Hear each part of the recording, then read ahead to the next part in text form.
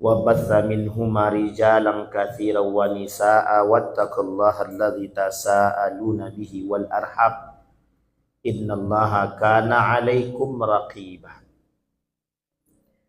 Puji syukur kehadirat Allah dengan mengucapkan alhamdulillahirabbil alamin. Bersalawat kepada Nabi dengan mengucapkan Allahumma salli ala Muhammad wa ala ali Muhammad fil alamin innaka Hamidum Majid. Dalam satu ayat disampaikan oleh Allah dalam Al-Quran, Ya ayyuhan nasu kulu mimma fil ardi halalan tayyibah wa la tattabi'u khutuwatis syaitan innahu lakum aduwwum mubin. Dalam ayat yang lain Allah berkata, Ya ayyuhalladzina amanu kulu min tayyibati ma razaqnakum washkuru lillahi in kuntum iyyahu ta'budun. Al-haramu bayyinun wal halalu bayyinun. Innal halal bayyinun wal haramu bayyinun wa ma bainahuma umurun mushtabihat. Dalam satu hadis baginda Nabi Muhammad sallallahu alaihi wasallam, an Jabir bin Abdullah radhiyallahu anhuma annahu sami'a Rasulullah sallallahu alaihi wasallam yaqulu 'amal fath wa huwa bi Makkah, innallaha wa rasulah harrama bai'a al-maitata wal khamar wal khinzir wal asnam. Faqila ya Rasulullah, ara'aita shuhumal maitati fa innaha yutla biha an-nas, yutla biha as-sufun wa yudhanu biha al-julud wa yastadih biha an-nas. Faqala la huwa haram. Thumma qala Rasulullah sallallahu alaihi wasallam, Inda dhalika qatalallahu al-yahud innallaha lamma harrama shuhumaha jamaluha thumma ba'uha fa'akala thamanahu. Sadaqallah. Bapak Ibu sekalian yang berbahagia, di dalam Al-Quran Allah berkata, ada dua ayat. Yang pertama, Allah kata kepada orang-orang, wahai manusia, kata Allah kepada manusia, makanlah yang halal lagi baik. Allah kata makanlah yang halal lagi baik. Kalau kalimatnya disandarkan kepada ya ayuhan nas, tapi pada ayat yang kedua, ya ayyuhalladzina amanu, orang-orang beriman, kulu min thayyibat, tanpa penyebutan halal. Hai orang-orang beriman, makanlah yang baik-baik. Kenapa tak perlu disebutkan halal? Karena orang beriman sudah mesti memperhatikan yang halal. Kalau orang beriman tak memperhatikan halal, berarti dia tak beriman. Karena sesungguhnya makanan yang halal adalah makanan yang memang harus menjadi makanan orang-orang beriman. Pertanyaannya, di halal itu adakah yang baik? Apakah ada yang baik? Apakah ada yang tidak baik? Biasanya yang halal itu mesti baik. Belum tentu. Kita ambil contoh, Starbucks itu halal, tapi tak baik bagi kesehatan. Ajinomoto itu halal, tapi tak baik bagi kesehatan. Royco itu halal, tapi tak baik. Banyak makanan-makanan yang baik, yang halal, tapi belum tentu baik untuk dikonsumsi. Maka kata Allah, bagi orang yang beriman, kulu min thayyibat, langsung orang-orang beriman itu makanannya yang baik-baik, yang bisa menyehatkan badan, yang bisa menjelaskan badan, yang bisa membuat badan ini sehat dan kuat. Tapi kenapa bagi orang-orang manusia, ya ayuhan nas, kulu min thayyibat, ya ayuhan nasu, kata Allah, wahai manusia, makanlah yang halal lagi thayyib. Kenapa harus disebutkan kehalalannya? Karena penting bagi manusia, setiap makanan bagi orang beriman harus mencari yang baik. Bagi orang-orang manusia yang bukan orang-orang Islam, dia sebenarnya harus melihat kepada apa kaidah yang diberikan oleh Islam. Apa itu kaidah dia? Setiap makanan yang halal pada hakikatnya harus yang baik-baik. Nah, itu dia kaidahnya. Sehingga perlu sandaran kalimat, kami, kata Allah, untuk orang beriman, beragama Islam, penting memperhatikan yang disebut dengan kehalalan. Sekarang Bapak Ibu, Saya dulu pernah berkata di sini juga, saya ingin sampaikan kepada kita, ada satu hadis daripada baginda Nabi Muhammad SAW.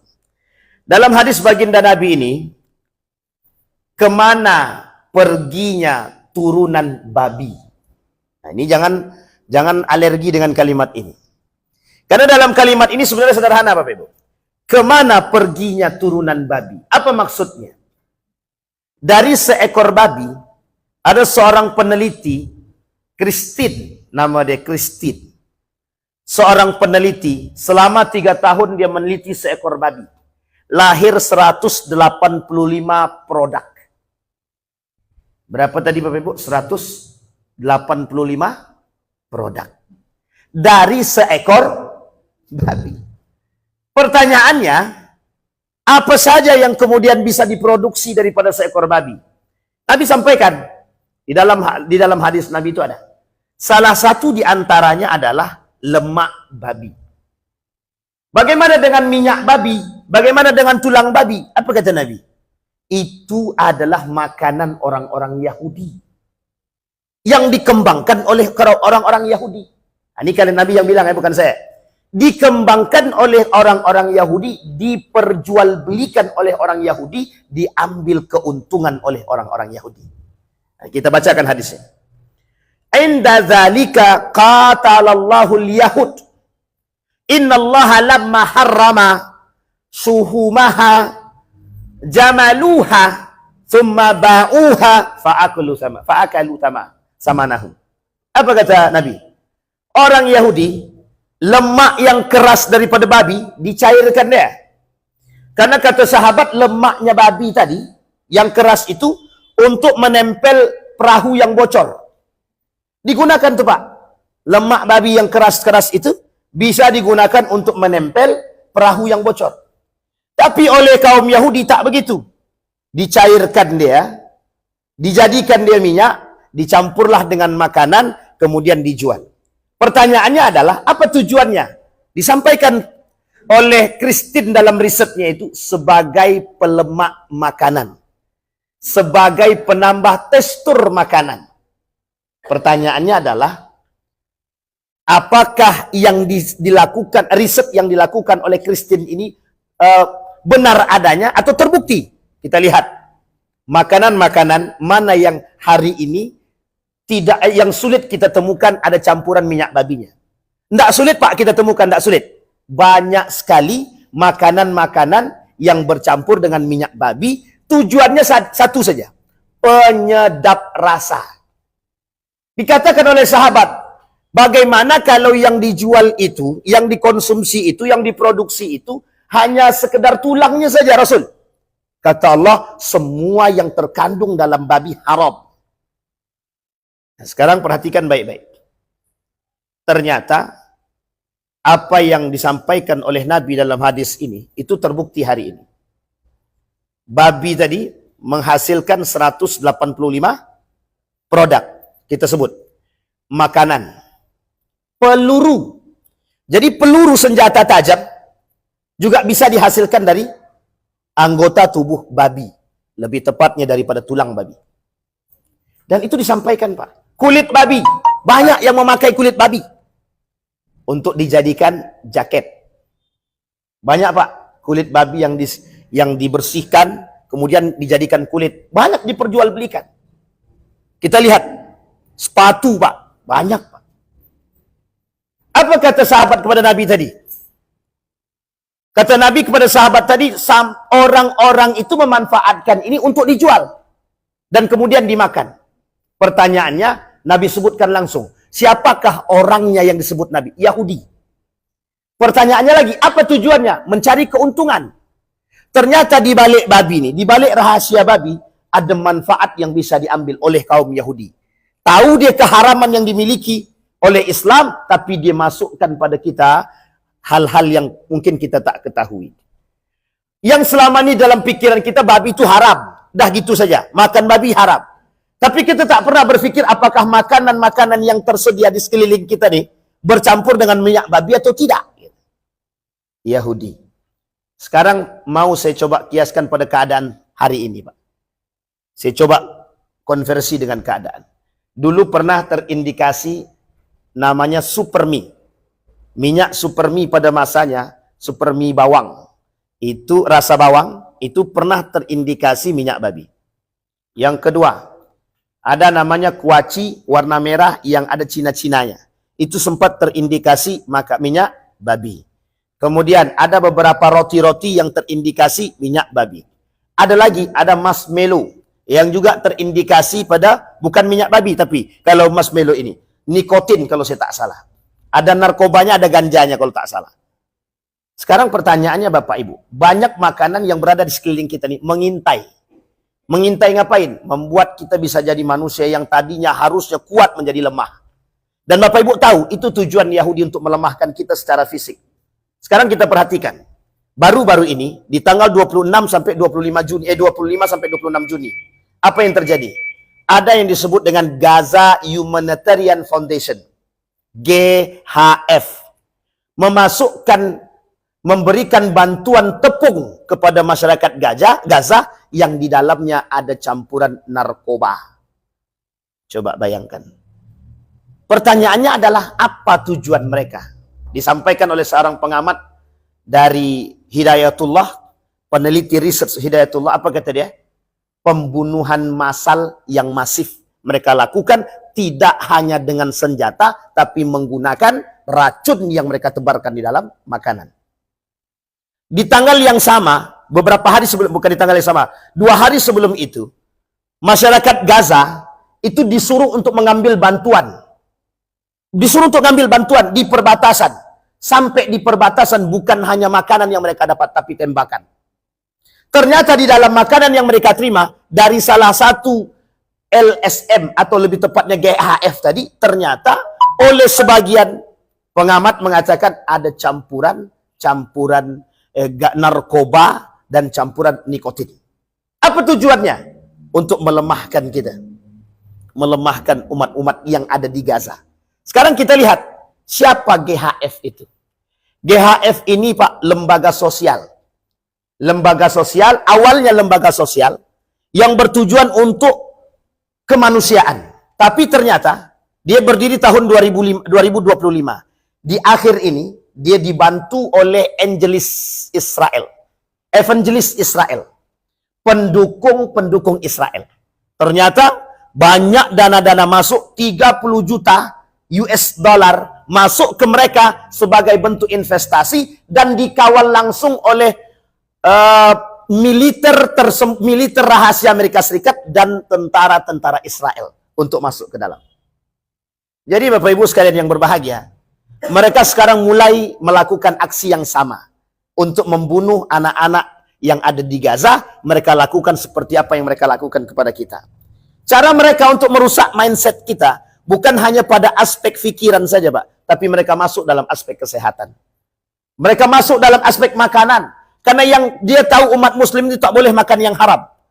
Dan secara fisik umat muslim tahu yang haram itu yang mana. Babi, dog, dan lain sebagainya. Tahu secara fisik. Tapi ternyata pandai mereka. Apa itu? Mereka buatlah yang sifatnya fisik ini dijadikan dicairkan. Biar berbentuk minyak. Kalau dicampur sedikit kan tak nampak. Sehingga lahir 100 lebih nama daripada anggota tubuh babi tadi, yang di dalam bahasa Inggrisnya hanya kita tahu 1-2 saja. Sebenarnya masih ada 100 lebih nama-nama anggota tubuh daripada babi tadi dalam bahasa Inggris. Yang hari ini melahirkan 185 produk di muka bumi ini. Berasal dari seekor babi. Coba Bapak Ibu bayangkan. Berasal dari seekor babi bisa menghasilkan 185 produk. Pertanyaannya adalah, seriuskah mereka menghancurkan kita? Apakah Yahudi tidak tahu kalau kita ini tak boleh makan yang haram? Tahu. Apakah Yahudi tak tahu kalau orang Islam itu dilarang oleh agamanya untuk memakan hal-hal yang haram seperti itu? Tahu, Pak. Tapi kok mengapa mereka melakukan itu? Agar orang-orang Islam ini jauh sedikit demi sedikit daripada nilai-nilai agama dia. Bukan hanya pada persoalan itu. Kenapa demikian dilakukan? Karena orang yang memakan yang haram mesti akan mulai jauh sedikit demi sedikit daripada agama. Jadi cara menjauhkan agama itu Tidak perlu ekstrim, kata dia. Berperang oke, tapi mereka takut. Berperang fikiran oke, secara perlahan.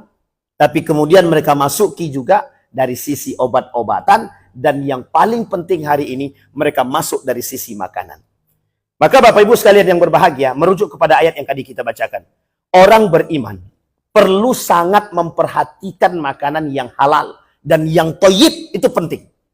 Kalau orang beriman tidak mau memperhatikan kebaikan daripada makanan dia, maka dia akan menghasilkan makanan-makanan yang membuat diri dia lemah. Kita ambil contoh. Penyakit yang timbul bagi orang-orang sekarang itu ada ginjal, jantung, dan lain sebagainya yang dahulu jarang sangat kita temukan. Ada orang-orang hari ini umur 40, 50 sudah lemas, loyo, Pak. Itu karena apa? Makanan-makanan yang banyak campuran-campuran, yang campuran-campuran tersebut sama sekali tak ada sehat-sehatnya. Nah, Bapak Ibu sekalian yang berbahagia, Islam datang memberikan contoh kepada kita. Makanlah yang sehat-sehat bagi orang-orang beriman.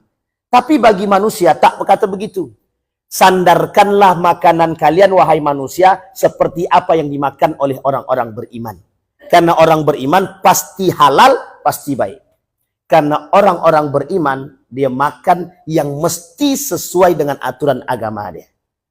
Tapi manusia, dia asal makan saja. Manusia itu asal makan saja. Kita ambil sebagian daripada saudara kita dengan agama yang berbeda, mereka makan saja. Tapi mereka tidak tahu, Pak, apa yang mereka makan, baik apa tak baiknya. Pertanyaannya, apakah babi itu baik, apakah dog itu baik, dan lain sebagainya. Mereka tak fikir. Yang penting kami makan. Tapi Islam tak.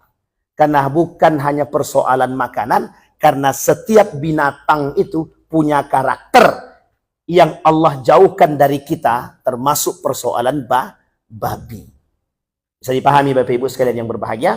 Maka kembali kepada poin kita, orang beriman wajib memperhatikan kebaikan dan kehalalan setiap yang dia makan.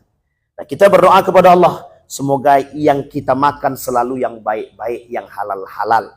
Dan kita juga berdoa, dijauhkan daripada makanan-makanan yang tidak halal seperti itu. Karena banyak sekali makanan-makanan itu yang tercampur. Dulu ada namanya Brittok sampai sekarang masih ada. Itu dicabut oleh Majelis Ulama Indonesia label halalnya. Tapi yang makan banyak juga yang berpeci, yang berkerudung. Itu pertanyaannya, dia tahu tak itu sudah masih halal atau haram gitu. Nah, ini masalah kita hari ini. Ternyata masalah kita umat muslim ini masih banyak yang tidak mau memperhatikan makanan yang halal. Mudah-mudahan menjadi pengingat bagi kita agar apa yang kita konsumsi ini baik adanya dan insya Allah menjadi penguat badan dan membuat badan kita sehat. Fa'tabiru ya ulil absar la'allakum tuflihun. Assalamualaikum warahmatullahi wabarakatuh.